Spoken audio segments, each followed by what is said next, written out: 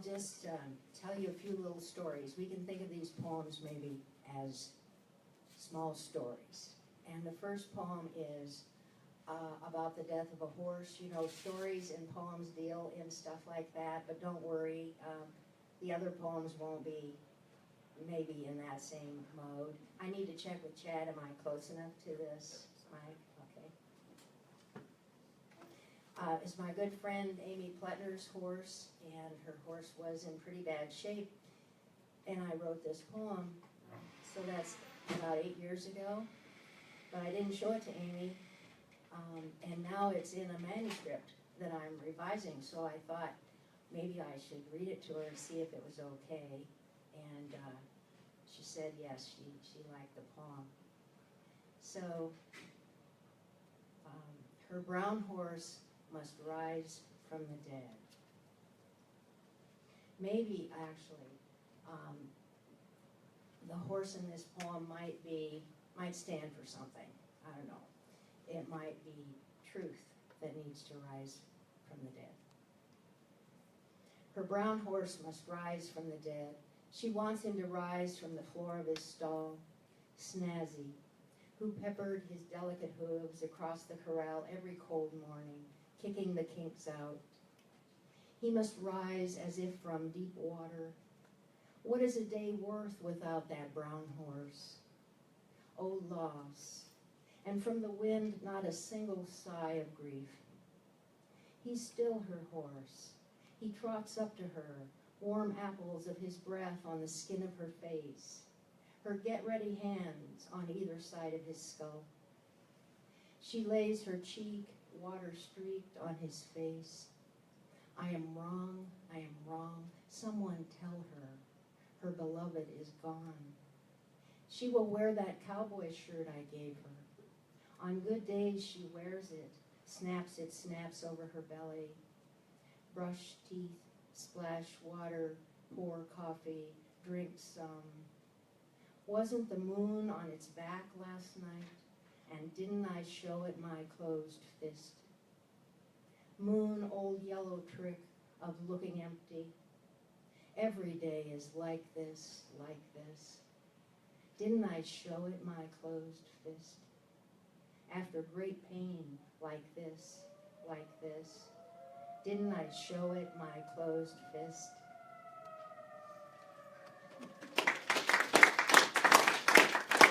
Thank you. Nobody seems to be worried, so.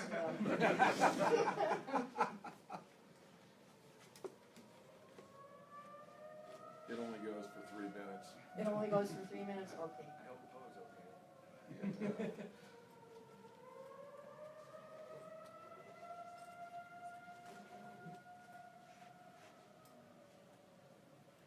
Usually a distraction is, a mosquito or something, but this is good.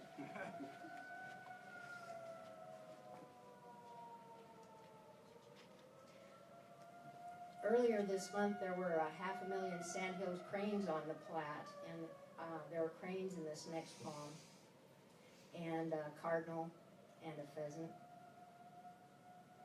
And this poem uses a form where you repeat, when I tell you, and you repeat, ask me, ask me. The form was suggested to me by my friend Sarah McKinstry Brown, and she said, try it and pass it on. So I tried it, and you do find out some surprises as you're writing it, using it, and I do pass it on. If you haven't tried it already, you might do that. When I tell you, seriously, what is going on? Want to close the windows? No, I mean,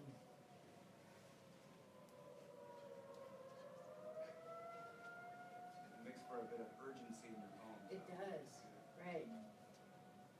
When I tell you I'm from the banks of the Niobrara, ask me if the wind was cold or kind, blowing over the stubble of the cornfield. Ask me if it stopped when it came to my bedroom window. Ask me if I left town. and how it is that when I go back, I am the outsider. When I tell you I can bake an apple pie, ask me if it's for Reuben. Ask me if I bring the biggest slice to him and watch him eat. When I tell you I love birds, ask me why the cardinal is my father. Ask me about the pheasant, about the little cough it gives when it's hiding in the tall grass in the morning. Ask me what the cranes mean when they swirl in thousands above the river. Ask me. When I tell you I dream of long hallways, of being lost, and none of the doors will open, ask me what helps me find myself. Ask me about the Milky Way on a moonless night. Ask me about that spill of stars. Ask me to name the ones I know. Ask me to stand still. Ask me to stand still and listen.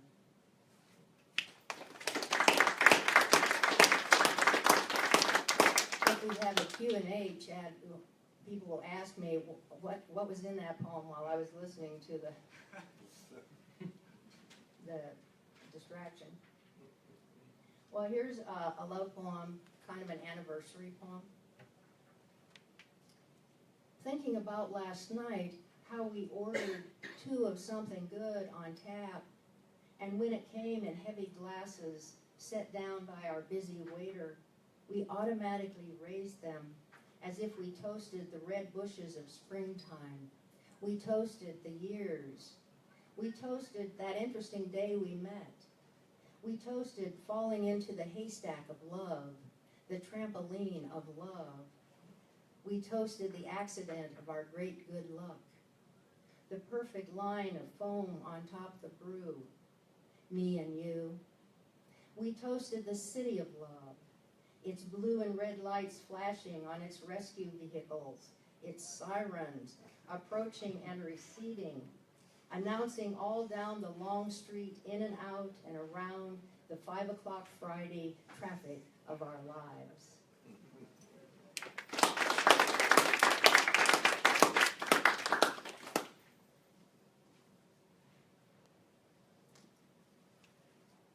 Crane migration, Platte River.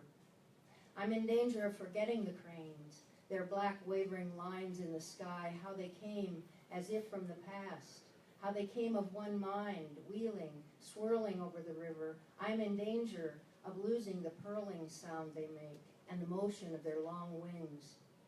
We had stopped the car on the river road and got out, you and I, the wind intermittent in our faces, as if it too came from a distant place and wavered and began again, gusting.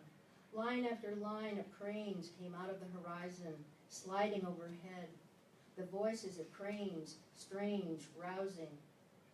Something old in me answered. What did it say? Maybe it said, kneel. I almost forgot the ancient sound, back in time, back and back. The road, the two of us at the guardrail, straggle of weeds flattening and rising in wind. This is what I want to keep.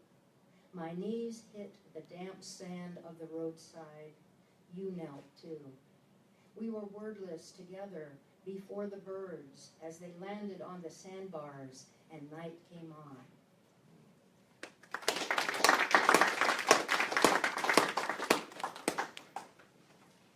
Well, maybe you're lucky enough to have grown up in a household where your mom and dad did not get along. I don't know how that's useful, but it makes things interesting. This poem is called I Don't Know Which River I Am, and it was the lead poem in a set of poems that won the folio competition from Chatham University. So it was a set of 13. I'll just read this first one. I don't know which river I am. Where the Niobrara and the Kippahaw join, where one flows into the other, and the new is neither. That's me, all my life. Not quite this, not exactly that. Tolerance my father had in abundance. he could forgive. That water merged with bitter because my mother knew everybody had wronged her. I'm confluence itself.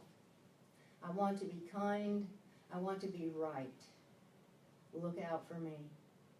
I'll run you over in the road, but then I'll brake and get out of my car, leave the door hanging open, run back and hand you the keys.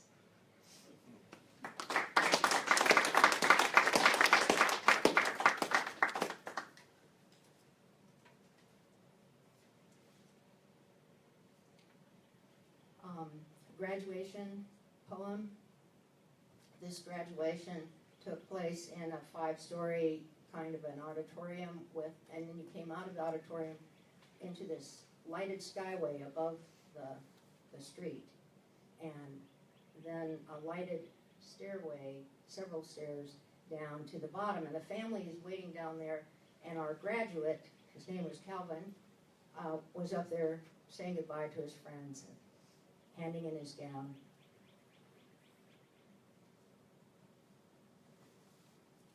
After graduation, we waited for you. Your family crossed the skywalk, descended all the stairs, and waited. You had gone to turn in your gown and talk to your friends, and we waited. It was a calm night, and we were calm. The lights of an airplane going over, the shadow of a cloud against stars. It had rained. It was pleasant to wait for you. We wanted to give you time. But it grew late, and fewer people crossed the skyway. We watched for your familiar shape in that lighted place above us. Your father went back up the stairs and crossed, going against the current, and found you and said to come. He came back and we waited.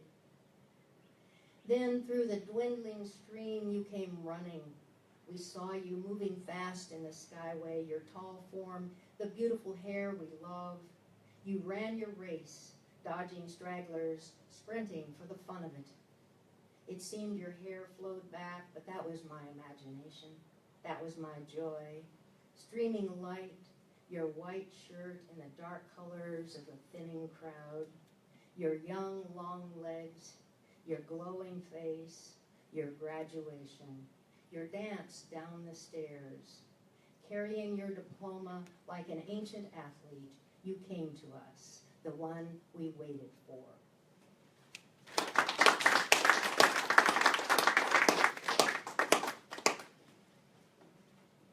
Well, remember back to that first poem with the raised fist in defiance.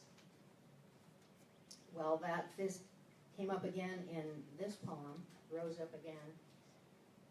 This poem is in the voice of a character, a persona that I've created called Veronica, and I'm writing, in the process of writing a series of Veronica poems. So here's Veronica choosing a tattoo. I want the tender field of skin over the flat of my shoulder blade to bear a lily that I'll show to a lover in lamplight. But it is mostly for myself I invite this flower to my back, this image I will carry, not tentative, not temporary, not maybe. All my life I've said maybe. Now I lie face down on a table in an ink shop, and offering beneath the needle, this pain while maybe becomes lily, pricked and stippled and stemmed, its throat an icon of the scream or song I never allowed myself. I'll see this lily only in a mirror, but I'll feel its petals spiraling, widening. I'll feel its question mark, and I don't know yet whether it's a hand raised to volunteer or a fist flaring in defiance.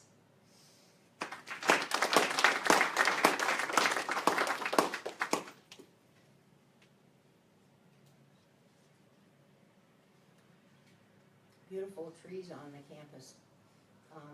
Sometimes that makes my allergies a little bit unhappy. This is a love poem that begins with that big circle that stays on top of the ocean when a whale dives. And I have that poem on a little handout that I'll put on the book table back there in case you like to see where the line breaks currently are. Line breaks are always fun to tinker around with. The print the whales make. You and I on the boat notice the track the whales leave. The huge ring their diving draws for a time on the surface. I want to believe when we can no longer walk across a room for a hug, can no longer step into the arms of the other, there will be this, some delicate trace that stays. And below, out of sight, a dark mammoth shadow, flick of flipper, body of delight, diving deep.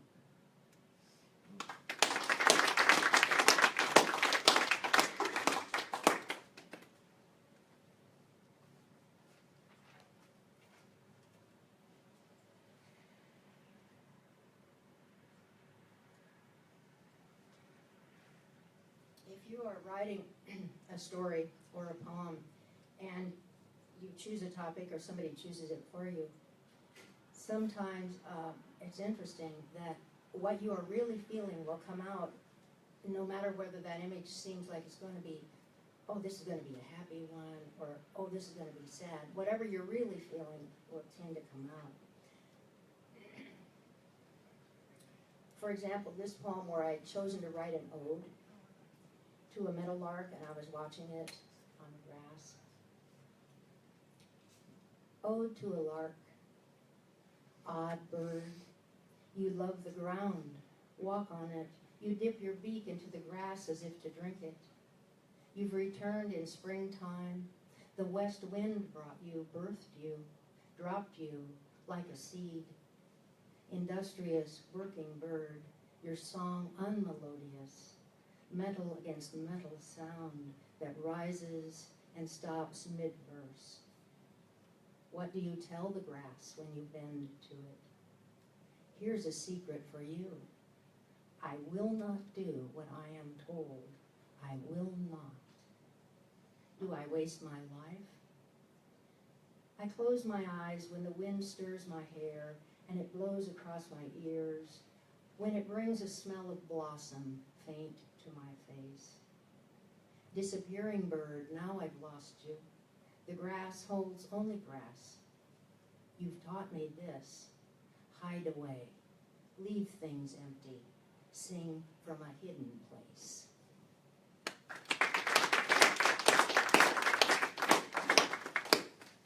There's a door in this world. I don't mean the patio door, open at midnight, admitting the air which has been waiting under stars. I mean an opening to some other existence nobody has any words for. I roll the door back and stand barefoot, unlighted, the cool breeze nosing in, licking around my face and arms. My work is to stand on this X where I am, minding my own business, which at the moment is noticing the silhouette the palm tree makes, surmising where the dove is, where the owl is, what doors they may be, what door I am.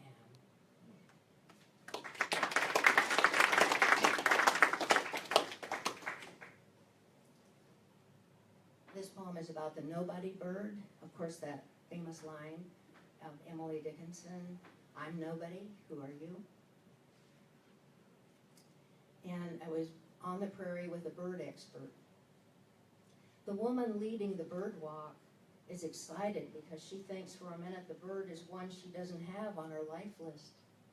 But then she says, oh, it's just a dick sissel. I raise my binoculars to bring the black throat patch and dark eye into the center of a circle. I see how the dick sissel clings to a stem when he sings, how he tilts his head back, opens his throat. The group follows the leader to higher ground. The wind comes up, White blossoms of the elderberry dip and right themselves in a rocking motion. The air is hot. An oriole flies into a cottonwood. The gray catbird into the tossing, ripening sumac. The nobody bird holds on, and sings.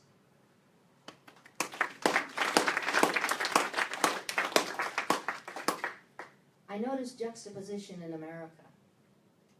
There's the woman in a ball cap on 57th Street, holding her message before her on a piece of cardboard. But I drive on to the grocery store and go to the seafood aisle, a display of fish, red snappers, next to 3 crabs, faces pink and white, emerging from shaved ice. In the speakers is an old song, Heartache Tonight, Heartache Tonight. I notice the little dance it puts into my step.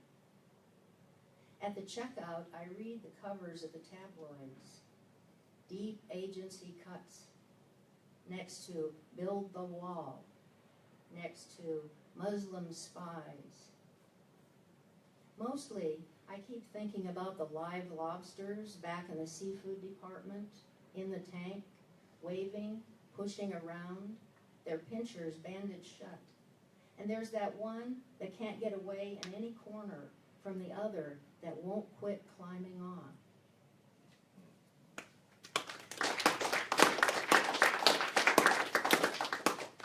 In that first poem I read, there was a horse that may have stood for the truth. There are horses in this poem, but the horses in this poem are the mistakes that we've made. Everybody here got here on the backs of the mistakes that you've made. Each wrong choice was a horse I saddled.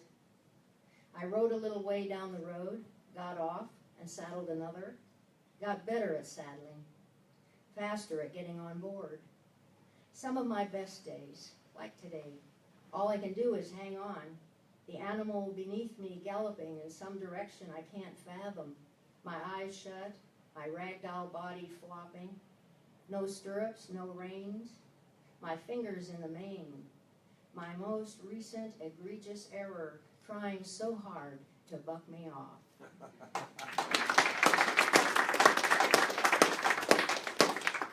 I'll close with this poem and thank you for your kind attention and your hospitality. Really appreciate it. In the first poem, there was a crescent moon on its back, that old trick of looking empty. And this poem is about the full moon. At night on the prairie, full moon, a prairie festival with music and food and little kids running around. It's called The Woman in the Moon. The woman in the moon has full cheeks, has dimples, is fat when she's fat, like tonight. She thins down from time to time, doesn't worry about it. The woman in the moon. Tonight on the prairie, we stand in a circle as big as it needs to be. My right hand holds the hand of a child I don't know. My left hand holds the hand of my old friend. The lines in our faces could almost be beautiful. We dance, not too complicated, a shuffle really. And then we let go and walk to the cars. I see the child has broken away now from his father's hand. It's a game, he wants to be caught, his father catches him. How exquisite the world is. And the woman in the moon. I roll down the windows of my car, drive a little too fast. There is the smell of grass. When I stop at the first light on the edge of town, I hear one cricket out there somewhere. The woman in the moon likes me, looks me in the eye, floats above the road. The road is straight. It leads home. By the time I reach the 4 corners of my house, the woman in the moon has risen high. She has paled and doesn't mind that she has put her gold away.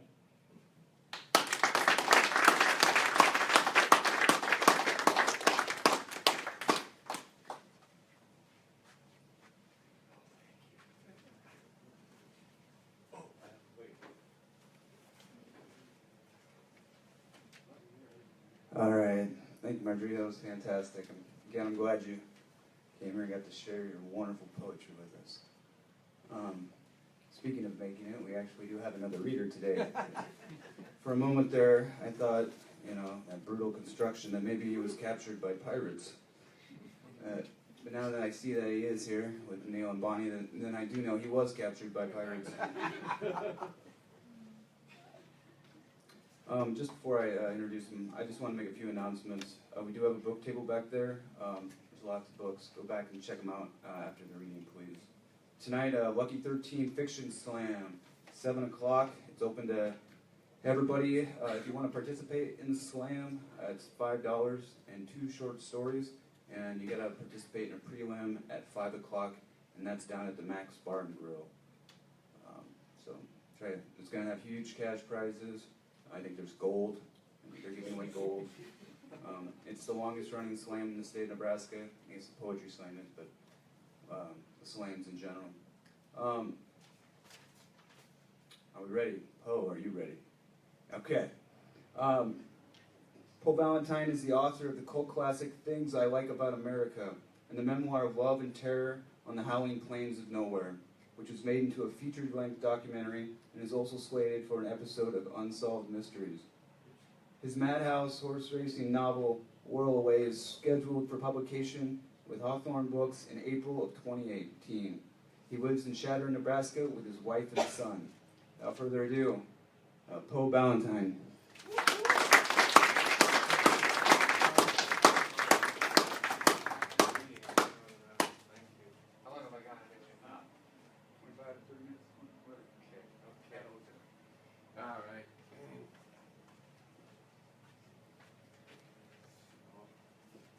Yeah, I really apologize for being late, but as you're aware, there's a lot of,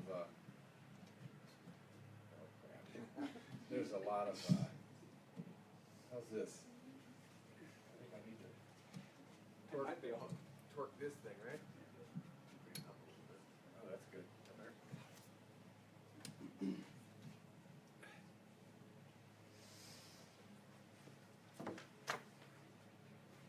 All right.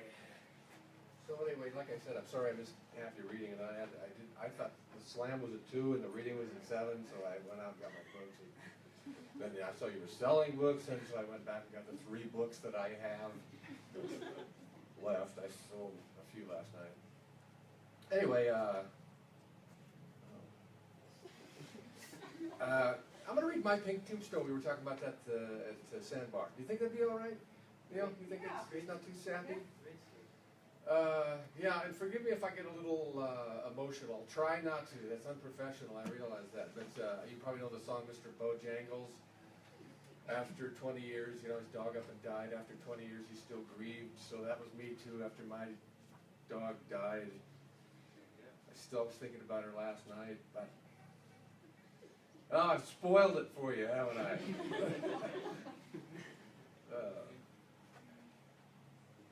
It's 16 pages. It's probably all I'll have time to read, providing I can find it. Here it is.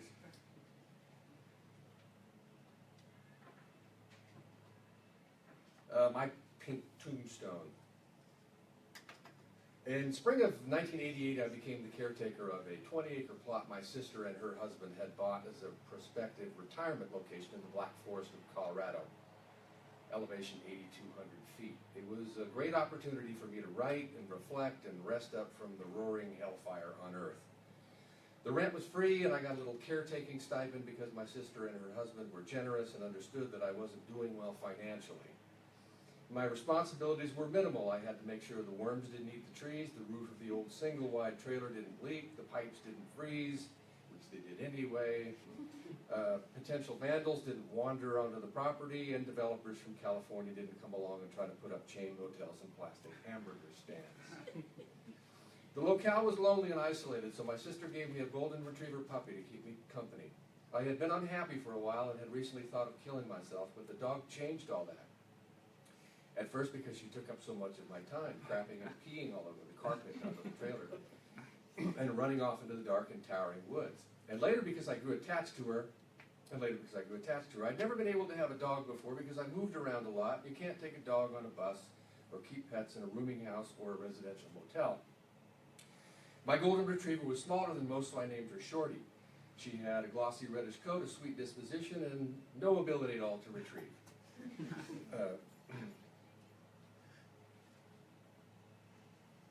Once she ran after a stick I threw into the middle of a lake, and she almost drowned.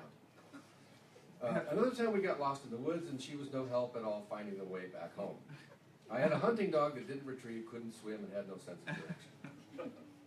We were together constantly. I took her for walks, two walks a day, 3 if you count the mile-long stroll down to the mailbox. I taught her to sit, stay, lie down, and come in response to hand signals. I slept on the floor of the trailer because my back gave me trouble, and the bedroom down the hall was cold and haunted, and Shorty slept in the crook of my legs. She was keen on spaghetti, corn cakes, and popcorn. She loved snow. When it got down to 30 below and I was blowtorching the pipes under the trailer to thaw them, she trotted around outside as if it were noon of a summer's day.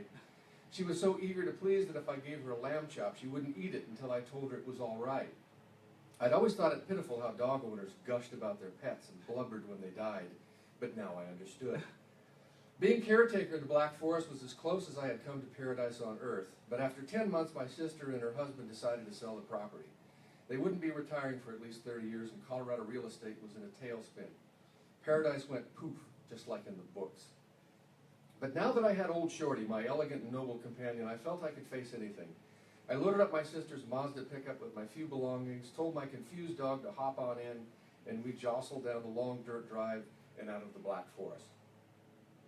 It was late March and there was still snow on the ground in the foothills. I wasn't sure where to go. Everyone else was migrating west or south, so it felt right to go north and east. Except for the year and a half I lived in Niagara Falls, I'd spent little time in that part of the country. The cities and freeways confused Shorty. At the motel where we spent the first night, she ran from the room and tried to get back in the truck. After a while, though, she got into the rhythm of traveling, and I believe she enjoyed the new places and scenery and smells. We stopped often to look over small towns that might have been good places to live. We had long talks, the lonely man and his dog. We stayed in motels and watched movies and ball games and read the local papers. I couldn't bring her into a restaurant or a grocery store, and I didn't want to leave her alone in the car, so when it was time to eat, we often went for the drive-thru at McDonald's. Every time old Short saw the golden arches, she began to pat her feet on the seat. She always ate her sandwiches the same way, bread first, then cheese, then meat. Outside of the ticks she picked up in Bardstown, Kentucky, which I squeezed as they rose like drops of blood from her coat, the only bad part of the trip was the vague fear that we would soon be separated. On a whim, I veered north and went to Niagara Falls to see some old friends, an old girlfriend in particular. I stayed with my former boss at the bar where I'd been a famous alcoholic bartender. But it snowed the whole time, and I got depressed because the old girlfriend was living with a guy she'd left me for. Money running out, I wrote a note. It's snowing, so I'm blowing, and headed down to Chestertown, Maryland to visit my old best friend, Stiff Cliff, who was losing his mind from booze, and his wife, Denise, the Christian shrew, who apparently, unable to contain the charity and grace of her faith, screamed at me whenever she got the chance. Later, powerless to resist that gushing conduit of love from God, she accused me of making a pass at her in the kitchen, and Stiff Cliff believed her. He and I haven't spoken civilly since. I suppose we were never really friends if he couldn't trust me. He also had an electric fence surrounding his house. Shorty got shocked a couple of times, and Stiff Cliff thought it was funny. Before I managed to escape, the Christian shrew lined me up a job with a friend of hers, a ship captain in Camden, Maine. He was renovating a turn-of-the-century schooner and hoped to find a cook.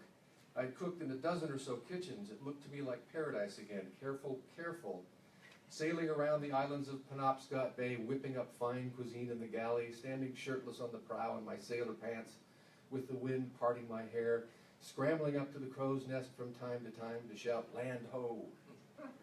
I couldn't bring Shorty with me on a boat, so I decided to leave her with my sister. I'd only be gone for a few months, I explained to Shorty, and since I'd be at sea the whole time and unable to spend money, I would have saved enough cash by the fall for us to move back to the mountains or the forest. You'll see, I told her. Temporary separation wouldn't be so bad. She didn't seem to trust the idea, however, and stuck close to me the whole 3,000-mile drive back to my sister's house in Southern California. I had to move fast if I wanted a job, so I dropped off the truck and the dog with my sister, then grabbed a flight to Boston, got airsick on a small commuter plane to Portland, Maine, and here I was going to work on a boat, and arrived in cold gray Camden by bus, flat broke. The aged schooner was in shambles under its rough tarp. It essentially needed to be rebuilt in a little more than 2 months. as it was already booked for several week-long cruises in June. My employer, Captain Toyle, was a likable chap with thick glasses that distorted his eyes. I had no shipbuilding experience, so I was thrown into the general labor pool, which consisted mostly of kids who hoped to sail, but had little chance of being selected. There would only be 6 crew members: Captain Toyle, the first mate, the professional sailor already hired, the cook, me, hopefully, the messmate, and deckhands 1 and 2.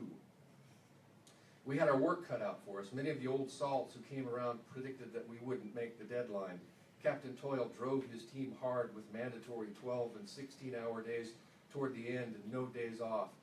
Though the schooner was named the Adventure, I came to think of her as the Juggernaut for her power to crush every last soul unfortunate enough to enlist under her banner. After a couple of weeks, I was penciled in as the cook. I had proved myself worthy by sanding, painting, planing, and heaving about great timbers, some of which weighed 400 pounds, and by being the only one of the many hopeful sailing candidates with any real cooking experience. I was eager to get into the galley. I've never been good with wood or tools, and soft suburban lad that I am, I don't like breathing the fumes from a pot of paint thinner or feeling my right arm vibrate all night after 10 hours operating an electric sander. But before I could start cooking, we had a boat to finish. More and more men came to work as the deadline to sail approached. Originally, there had been 7 or 8 of us, laboring on scaffoldings or astride the great planer or across the planks of the ruined decks, and 3 of us sleeping in the boathouse above the mighty Juggernaut. But as summer pressed in, I could no longer count the number of carpenters, shipwrights, painters, and general laborers who'd become involved, 12 of whom eventually lived in the boathouse, packed in sleeping bags across the floor, waiting in line to use the one and only shower and the one and only microwave. I went to live in the tool trailer where I could read by flashlight with no one's smelly feet in my face and not have to worry about that mad bastard of a shipwright who came in drunk at 4 in the morning and wanted to fuck someone. You may recall that paradise is traditionally followed by the fall. After many 12-hour days lifting those 400-pound timbers, working in cramped quarters, and inhaling dust and paint fumes, I developed a bad cough and began to lose weight. I can't count the number of times I cracked my head on the scaffolding and was literally knocked flat into the sawdust. But the thought of my reunion with Shorty sustained me. It would only be a few months. Time goes by fast. Why couldn't it go by faster? The week before we were to set sail, only days after we'd heaved the Juggernaut into the bay to fit the masts, I began cooking in the galley, a sort of a dry run for some of the shipwrights and the crew. My hand-picked messmate, Cal of Happy Endings, a steady young man with an Ivy League future who worshipped Hemingway, helped me sling out the meals and wash dishes in the tiny sink. The absence of electricity and other modern comforts supposedly enhanced the ship's rustic charms. Water was heated through pipes that circulated through the wood stove. Large blocks of ice would eventually be hoisted in through the hatches for refrigeration. The fire in the stove had to be maintained constantly to keep the proper heat. To have breakfast cooked by 8 o'clock, you needed a fire started by 6. Cooking on board a ship was turning out to be a bigger challenge than I had thought. By arrangement, a few passengers arrived a day early, and I baked a humpback birthday cake oven too hot for a man named George Ford. He and his traveling companions were understandably dismayed by the undeveloped state of the ship, the great commotion of the workers, and no doubt the shape of their cake. Captain Toyle put them in the only cabins that had been completed. The next day, the rest of the passengers began to arrive, and supplies were laid in all along the blocks of ice. Not all the cabins were finished, so the would-be passengers milled about on deck, towed the scuppers, and peeked over the side at the oil slicks while the carpenters sawed and banged away and the painters hurried to slap on paint. My cabin was one of the ones not finished, and I had spent the previous few nights sleeping on a bench in the galley. After I cooked lunch for 40, the tourists, many of whom had booked this trip months in advance, began to filter down out of boredom to talk to me and acquaint themselves with my life story as I began preparations for dinner. They had many special requests, allergy specifications, dietary restrictions, and so on. Then, like an inventor swept up by the sudden force of a revolutionary idea, I realized that I did not want to cook breakfast, lunch, dinner, and afternoon snack for 29 people on an old leaky wood stove in a cramped galley with a bad cough and my pants falling off under the frosty brow of Captain Toyle for the rest of the summer, so I hastily packed my bag, scuttled up from the hole, and made for the gunnels. There was a burst of applause. There really was. There was a burst of applause as I jumped down onto the dock below. I did not look back to see who was clapping, though. I suspect it was unanimous. Frustrated shipwrights, painters, and last-minute carpenters, and especially those who had paid to be out in the open water by now, with the sun on their noses and the sea breeze in their hair and someone baking cupcakes for them in the galley below. I still don't know if the Juggernaut ever sailed. As I walked away whistling, I had in my possession one hastily packed bag and $400 in cash. I resigned the notion of ever collecting all the wages owed to me. I found the bus station closed, but it was a warm late afternoon and I had nothing pressing to do and no idea where I was going anyway. There was only the eventual goal of making enough money to retrieve Shorty and settle down in a cabin in the woods. I spent an hour in the sunny window of the dank but well-stocked library trying to read Proust, still too excited by my reckless departure to absorb much of what I read. The librarians seemed especially enticing this late afternoon, their bodies outlined in electricity, their buns verily tingling. I've always been drawn to librarians. These are the women who take care of the books. But I had become afraid of women due to my inability to make sense of them and the strange way they often looked at me when I was completely in earnest. The library was closing soon, so I sauntered back downtown and sat on the bench in front of the bus station. As the sun sank, I enjoyed that wonderful tranquility of leaving a terrible job, even if another one was waiting right around the corner. To my surprise, along in their Subaru came my hand-picked messmate, Cal of Happy Endings, who had also jumped ship, and his friend, Flamboyant Jerry, a thin-armed kid who had worked several weeks with us, renovating the ship and admiring the men as they came out of the shower. They had my French chef's knife on my alarm clock, which I had left in my haste, and they offered me a ride to Frederick, Maryland. Claimed it was affordable, and since it sounded as good a place as any, I threw my bag into the back and climbed into the car. We drove through the rain down the turnpikes, past the regimentally eerie Howard Johnson complexes, stopping for snacks and gas, and trying not to feel lost or overwhelmed by these densely flowing eastern rivers of humanity. We all felt shakily proud of our bold future. We were beatnik symbols of giddy freedom. We were freed slaves. The wage for working on the boat was to have been $2 an hour, plus meals and accommodations. There was the joy of sailing too, I suppose, but I have never enjoyed sailing that much. I was the scatterbrained leader of the screw-ups. My brash act had liberated these kids and allowed them to return home with no money and treat it like a victory. Recognizing my influence over their impressionable romantic minds, I discoursed freely upon various half-baked ideas, such as Christ as Abraham Lincoln, the importance of getting your nose broken in a swimming pool, determination versus free willy, and the color at the top of the rainbow made from human sadness that all the gods clamor to see. At last we found a restaurant that wasn't a Howard Johnson's. Our waitress had a speech impediment, and when she inquired about dessert, Flamboyant Jerry insisted she recite the names of the pies over again, hoping to hear her say, "Quam quacka quast," just once more. She slapped down the check and stalked away while Jerry cried with laughter. He had a cruel streak despite his love of man and sailing. He also had some sort of peculiar candy allergy and could only eat Zagnut bars. Thus all down the eastern seaboard commenced the great hunt for the Zagnut bar. It was a creditable diversion akin to the license plate game children often play on cross-country car trips, though we had no luck finding Zagnuts. Oh, did I say a dirty word? Oh, good. Oh, I thought, with my glasses off, I thought you might be, I might have said a dirty word in front of a child. It terrified me, but everything's okay. Everything's all right. That night we stayed with friends of Jerry's in Waynesboro, Pennsylvania, a pleasantly drowsy town with newspapers yellowing in the racks and old men covered with cobwebs on park benches. I would have liked to have rented an apartment there and sent for Shorty, but there was nothing, not an outhouse, treehouse, lighthouse, or charnel house for less than $400 a month. Jerry's friends were out, so we never met them, only saw their fish tank full of gerbils and dozens of boxes of breakfast cereal arranged like books on top of the refrigerator. The apartment was as hot as a reptile cage, and I slept poorly on the couch. And there were no Zagnuts to be found in Waynesboro either. The novelty of quitting a job wears off about as quickly as a six-pack of beer, and by the time we'd reached Frederick, we were just 3 sober young men out of work. Frederick was an agreeable town, however, with Zagnuts in abundance.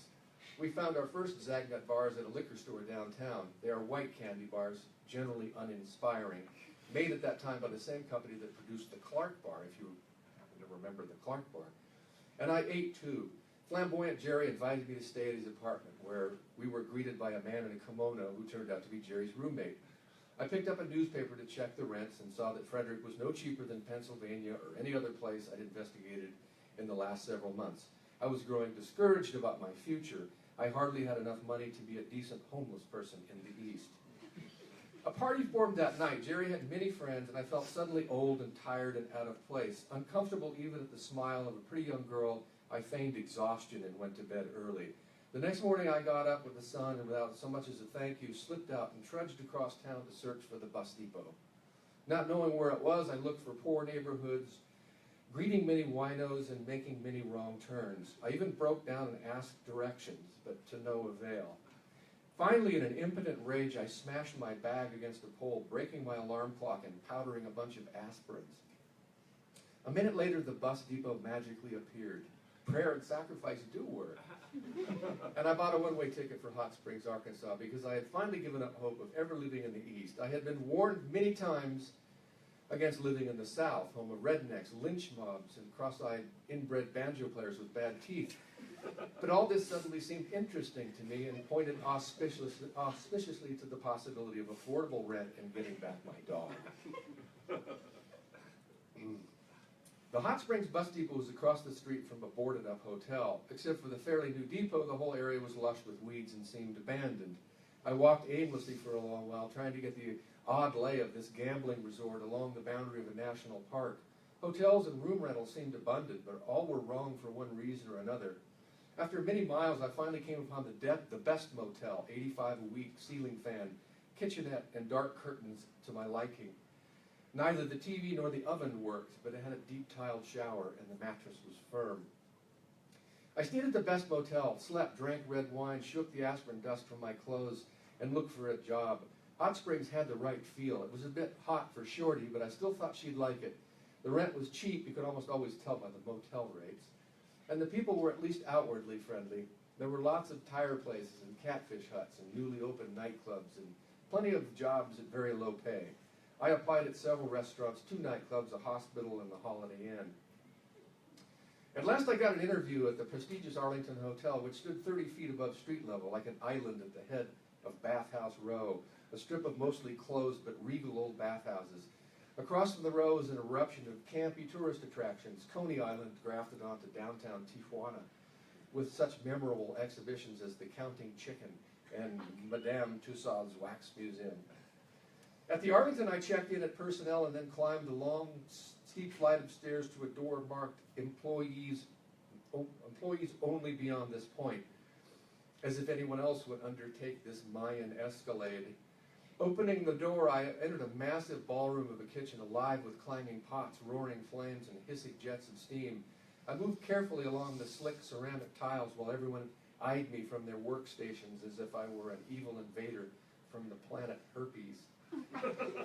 The chef was about 32 with straight black hair that he kept whipping back out of his eyes. He wore tall black clogs that looked slippery. Apparently satisfied with my work history, he sat across the desk from me, fingertips together, and said with a straight face, "You don't use dope, do you?" I replied with an equally straight face that I didn't. I can't get good help because no one can pass the drug test, he said, gesturing futility. And isn't it funny that I hadn't smoked a pot in 4 years, except 9 days earlier with the shipwrights at a card game, just for the hell of it. I had never thought of cooking as being important enough to warrant a drug test. What difference does it make if the French fries are a little darker today? But I drank a lot of water and crossed my fingers and peed in the cup and passed the test and won that minimum wage job. Later, I discovered that half the people who work there use dope, including and especially that straight-faced doper, the chef. The Arlington had 3 bustling restaurants. Because of my cooking experience, I neglected to mention the 4 days in a ship's galley on a wood stove. I was assigned to the Fountain Room, the finest gourmet restaurant in Arkansas, according to our accident-prone, constantly slipping on his clogs, dope-smoking chef, who could usually be found in the pool room across town. The Fountain Room served mostly nouvelle cuisine, which is small portions of quail and veal kidney and the like on hot plates with a muck of fancy sauces and tricky garnishes such as cucumbers fanned into birds of paradise and radishes carved into Mount Rushmore and all sorts of other needless fooling around to entertain the rich who need more noodles in their diet, in my opinion. I was not immediately embraced by the people of Hot Springs. Rarely, to be fair, am I immediately embraced anywhere, but I had this expectation that the South would be more hospitable than the rest of the country. It wasn't. A mentally handicapped dishwasher actually called me a Yankee on my second day, and I felt as if I'd done something wrong until I remembered that the North was the side that opposed slavery. When I got my first paycheck, I was literally down to a nickel, but soon I was making $700 a month. And since you can't have a dog in a motel, I checked out an apartment for rent down the way that allowed pets. As the landlady led me up the stairs, she stopped, her false teeth flopping around in her jaws like a mouse with its tail caught in a trap, and confided to me, "We don't rent to colored here. It isn't that we're prejudiced, it's just that colored and white don't get along." The apartment was furnished, 2 big chairs, a bathtub, a table, and a bed. My neighbors were indeed all white, or at least they looked white, the notion of pure race being a fallacy in America. And half of them were crazy, like Jake, an old muttering, droopy-drawered cracker who'd stroll uninvited into my kitchen and start looking over my personal items as if he'd stumbled upon a yard sale. And Vita, who spoke so much, I believe it was she who eventually burned the place down. Summer, which lasts 6 or 7 months in that part of the world, was well underway. The shrill chee-chee-chee of the parakeets and the apes swinging past the windows on vines, and the mosquitoes feeding lustily in the magnolia and the morning glory, and the golden jonquil all laden with heavy, twirling drops from the thunderstorms that passed over without fail every 42 minutes. The heat in my air-conditioned second-floor apartment was a killer. The brick walls would bake all day in the sun, and at night, when I got home from work and sit in my big green armchair, I felt like a roasting chicken without the benefit of salt and pepper. It was so hot my thumbs would sweat. The bathtub was hot to the touch. I wanted to send for Shorty, but it wouldn't have been kind to leave her in this brick kiln all day while I was gone. She seemed happy with my sister, and I thought it better to keep saving money, find a more agreeable situation, and pick her up the following spring. While I waited for my savings to accumulate and Southern hospitality to kick in, a recently hired Mexican waitress named Claudia, who spoke terrible English, began to flirt with me near the steam table. She was svelte in her 20s with mildly aquiline features, French blood, I imagine, mingled with mestizo. I spoke barely functional kitchen Spanish. She offered me a ride home one day, my first. You can't get more southern or hospitable than Mexico. These are parenthetical remarks that read awkwardly. But anyway, from the beginning, little alarms would go off in my head.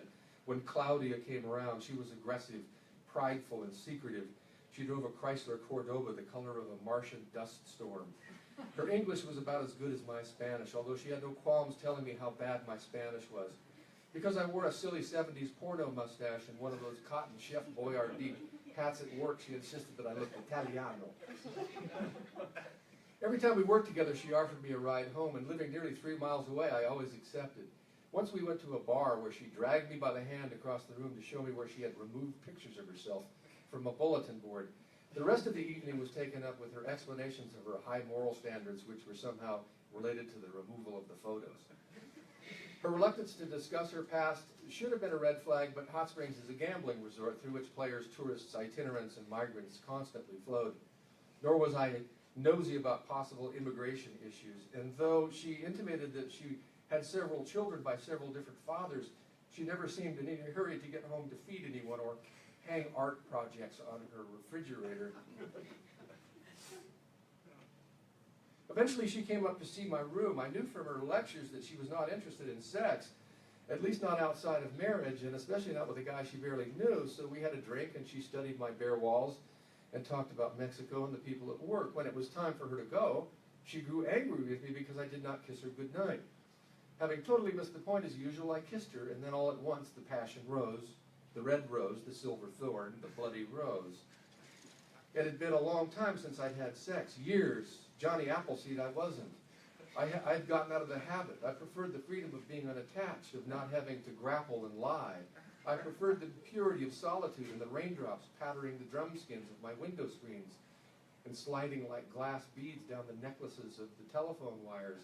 I preferred sitting in my big green chair reading a book while my thumbs sweated.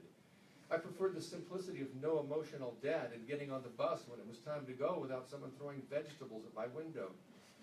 Yet there was a stronger part of me, my reproductive system, I suppose, that cast the final vote that night. The garments of the cook and the waitress fell to the floor. We wrestled and groaned. I felt like a big slobbery dog that had been drugged. Somewhere deep within me, the tadpole spark caught. Normalcy flourished, and we fell together into my hot bed under the spinning ceiling fan with the insects cheering outside. Fantastico, she cried, sucking on my neck. You're lying, I thought, but even though my purity and freedom were toppled like a pyramid of beer cans in a college dorm room, I felt good. I felt like a man. I felt alive. Yes, she was a bit unusual. Yes, there were a few husbands or boyfriends or biological fathers lurking in her past. Yes, she would now call me on the phone, drive under my window, and honk her horn, demand to know my business, and slip into my room late at night while I was sleeping. But I had myself a girlfriend. Finally, I had a girl. Except the next day when I came into work, she was gone. Not sick, not on vacation, not playing hooky, but gone. One of the dining room captains said that she had tried earlier that morning to get her check, but without success. She refused to leave an address for them to mail it to her. All I had to remember Claudia by was an earring she had dropped on my floor and a neck full of embarrassing hickeys. We'd had unprotected sex, and I was immediately struck by two thoughts. One, having children by different fathers is her hobby, and I may have sired a child I will never know. And two, she hates men, or maybe just men who look Italian. And she gave me some viral parting gift. A few weeks later, I came down with yellow diarrhea and debility like I had never known. I missed 2 days of work. A month later, I was sick again, this time with flu symptoms. Sick again 2 weeks later, I knew the lowdown and terrible truth. Claudia had given me AIDS. Oh, how sad and foolish I had been to fall into such an obvious trap laid by a strange woman whose single purpose was to spread disease and suffering, to literally murder men. But sadder yet was a pink envelope I found in my mailbox one evening that October. Inside was a letter from my sister. I have some very sad news. Shorty died last night. I don't know what she died from. She was healthy and happy and full of energy last time I saw her. I don't know if there was anything I could have done or not done. I don't know what else to tell you except I'm sorry. Paul is burying her between the fruit trees. I got through. I cried then, letter in my lap, astounded by the depth of my attachment to this animal and the callousness with which I'd abandoned her for the pleasure of a sailing trip. I felt thrust back to the days when I was inconsolably alone and misunderstood. For the thousandth time, I wondered at my ineptitude at forming relations with humans. Perhaps my peripatetic pattern was not a brave poetic sacrifice, the, quote, life of the drifter, unquote, but rather a method by which I could indefinitely postpone the obligations of adulthood, love, and family. Pink letter in my lap, splotched with tears, I vowed never to fail the test of loyalty again. A few months later, I moved to Vegas, where I could be invisible and make some money for a change. I got a job as a cook at the Hacienda, then at Binion's Horseshoe. I got an HIV test, too, finally, negative, funny, it made little difference. When I wasn't cooking, I watched TV or worked at the little table in the kitchen on my great Las Vegas novel. And at night, I kept having dreams about old shorts. We were face to face in the grass, a knife between us. She was walking away from me on a beach. In the last dream, she let me hold her. I took this for forgiveness. 18 years later, I still have the letter from my sister, my pink tombstone, my clean little knife, my neat, flat souvenir betrayal. Yeah.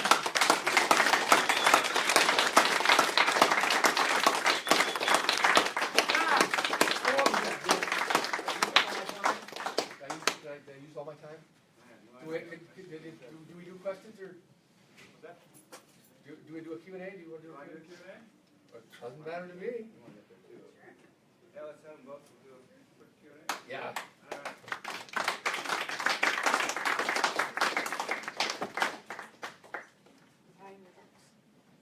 Oh, good. I only have like.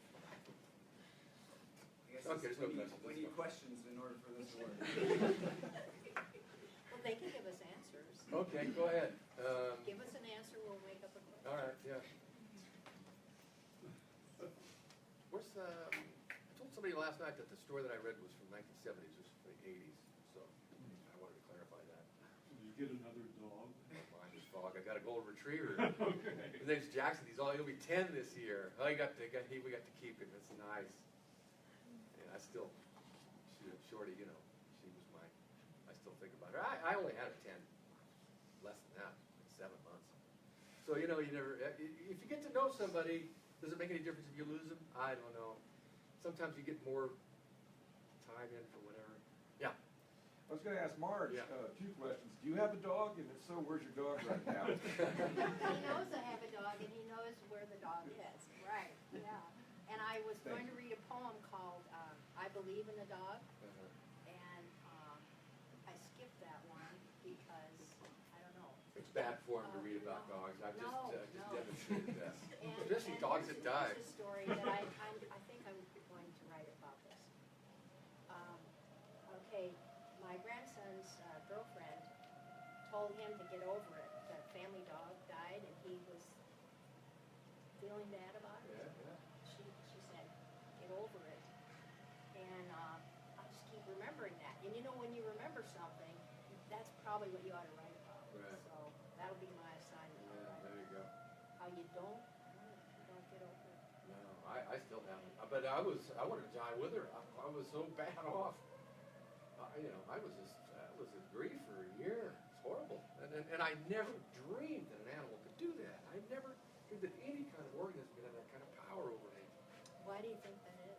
We were talking about that last night. You know, their direct emotion, their vulnerability, their ability to love. We underestimate animal intelligence, and especially the higher mammals, their ability to love and communicate. So, you know, and so they sneak up on us. They go, "Oh, you're just a biological entity," you know, or whatever we say to these things. That's what they think of us. Yeah, probably so. And they always stick around because we've got treats. Anybody else? You'd probably have to go to class or something, or get a hamburger, I know.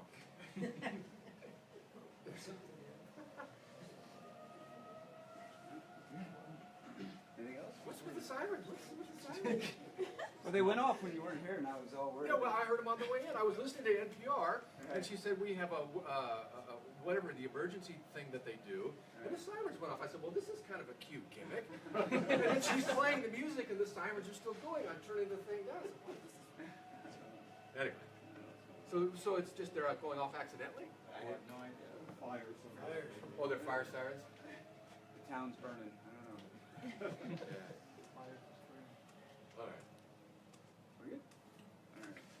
Put a round of applause. Yeah.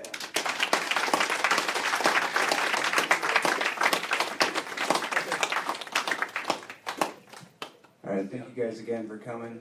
Marge, Poe, that was fantastic. There are books back there. If you have more questions and you're too shy to get up there in that whole Q&A, go ahead and track them down. I'm sure they'd love to talk to you about it. Both of them have books back there. We still have some Judas goats back there. You can check those out. I think we're just giving them away for free at this point. So go steal a goat. Tonight's slam starts at 7 o'clock. Prelims start at 5 p.m. at Max Bar and Grill. It's open and free to the public. If you want to participate, $5. 2 short stories. And hopefully the Max isn't burning down right now. So. All right, thank you guys.